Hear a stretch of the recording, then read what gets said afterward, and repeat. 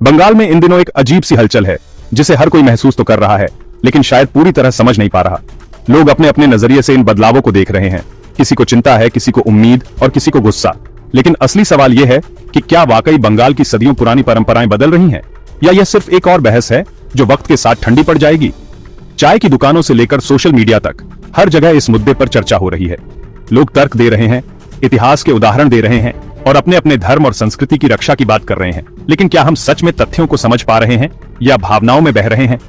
चलिए जानते हैं पूरे तथ्य और इस विवाद की जड़ तक पहुंचने की कोशिश करते हैं। हाल ही में पश्चिम बंगाल के जगन्नाथ मंदिर में प्रसाद वितरण को लेकर एक बड़ा विवाद सामने आया है। यह मंदिर न सिर्फ धार्मिक आस्था का केंद्र है, बल्कि बंगाल की सांस्कृतिक पहचान का भी प्रतीक है। हर साल यहाँ हजारों श्रद्धालु आते हैं और प्रसाद ग्रहण करते हैं। इस बार राज्य सरकार ने एक नई योजना शुरू की, घर घर प्रसाद बांटने की।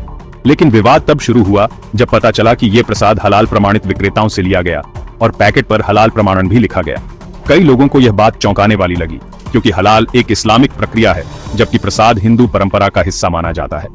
कुछ लोगों का मानना है कि इससे हिंदू धार्मिक भावनाओं को ठेस पहुंचती है।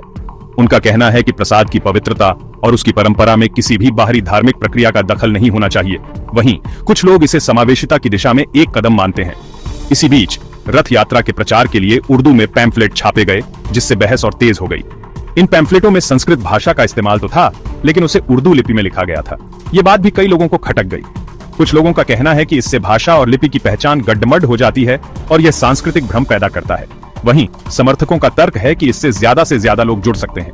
आलोचकों का कहना है कि यह समावेशन के नाम पर सांस्कृतिक मूल्यों के साथ खिलवाड़ है और इससे परंपरा की मौलिकता पर सवाल उठते हैं। इसी बीच एक वायरल वीडियो में दावा किया गया कि मुगल शासन भारत में फिर लौट सकता है, जिससे लोगों की चिंता और बढ़ गई। कई लोग इन घटनाओं को बंगाल में हो रहे सांस्कृतिक बदलाव से जोड़ रहे हैं और मानते हैं कि यह सिर्फ एक राज्य का मामला नहीं, बल्कि पूरे देश की पहचान से जुड़ा सवाल है। कुछ लोग इसे सामाजिक समावेशिता की अपनी जड़ों से कटने का संकेत मान रहे हैं।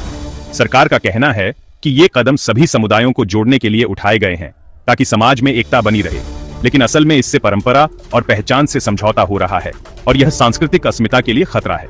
युवा पीढ़ी भी इस मुद्दे पर बंटी हुई है। कुछ लोग जो वर्तमान पार्टी समर्थक बदलाव को समय की जरूरत मानते हैं, तो कुछ अपनी विरासत को बचाने की बात कर रहे हैं। सवाल अब भी वही है, क्या ये बदलाव समावेशिता की ओर है या परंपरा से समझौता? आपकी राय क्या है? क्या आपको लगता है कि बंगाल में हो रहे ये बदलाव सही दिशा में है, या इससे हमारी सांस्कृतिक पहचान को खतरा है? नीचे कमेंट करें और अपनी राय जरूर दें।